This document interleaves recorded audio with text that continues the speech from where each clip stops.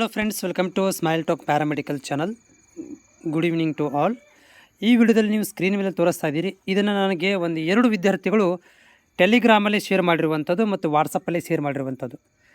ಇದು first year, second year, third year GNM nursing time table ಈ ರೀತಿಯಾಗಿ ನಮಗೆ ಜಾಲತಾಣಗಳಲ್ಲಿ ನೋಡಲಿಕ್ಕೆ ಸಿಗ್ತಾ ಇದೆ. ಇದು ನಿಜಾನಾ ಅಂತ ಕೇಳ್ತಾ ಇದ್ದೀರಿ. ಓಕೆ, ಇದನ್ನು ಕೂಡ ನಾನು ತಲೆ ಹಾಕಿ ನೋಡಿದೆ. ಬಟ್ ಇದು ನಮ್ಮ ರಾಜ್ಯದ ಟೈಮ್ ಟೇಬಲ್ ಅಲ್ಲ. ಇದು ಫಸ್ಟ್ ಆಫ್ ಆಲ್ ನಿಮ್ಗೆ ಕ್ಲಾರಿಫೈ ಮಾಡಲಿಕ್ಕೆ ಬಯಸ್ತೀನಿ.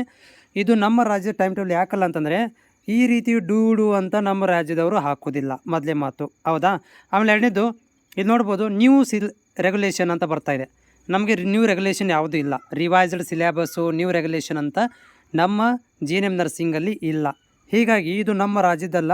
ಇದು ನೀವು ಯಾವುದೋ ಒಂದು ಬೇರೆ ರಾಜ್ಯದ ಟೈಮ್ ಟೇಬಲನ್ನು ಇಲ್ಲಿ ನೋಡ್ತಾ ಇದ್ದೀರಿ. ಅದರ ಜೊತೆಗೆ ಇನ್ನೊಂದು ಕ್ಲಾರಿಫೈ ಮಾಡ್ತೀನಿ.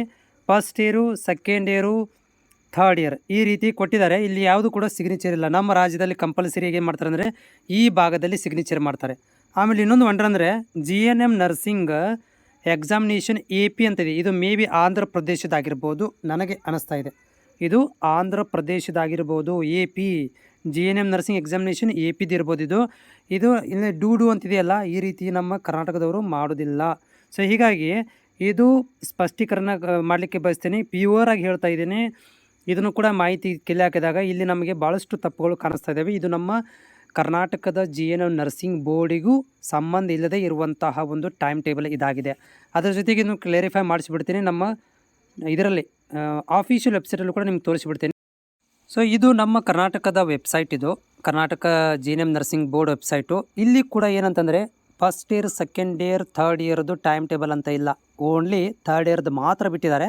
ಇನ್ನೂವರೆಗೆ ಕೂಡ ಏನು ಮಾಡಿಲ್ಲ ಅಂತಂದರೆ, ಇವರು ಸೆಕೆಂಡ್ ಇಯರ್ ಮತ್ತು ಫಸ್ಟ್ ಇಯರ್ದು ಟೈಮ್ ಟೇಬಲನ್ನು ರಿಲೀಸ್ ಮಾಡಿಲ್ಲ.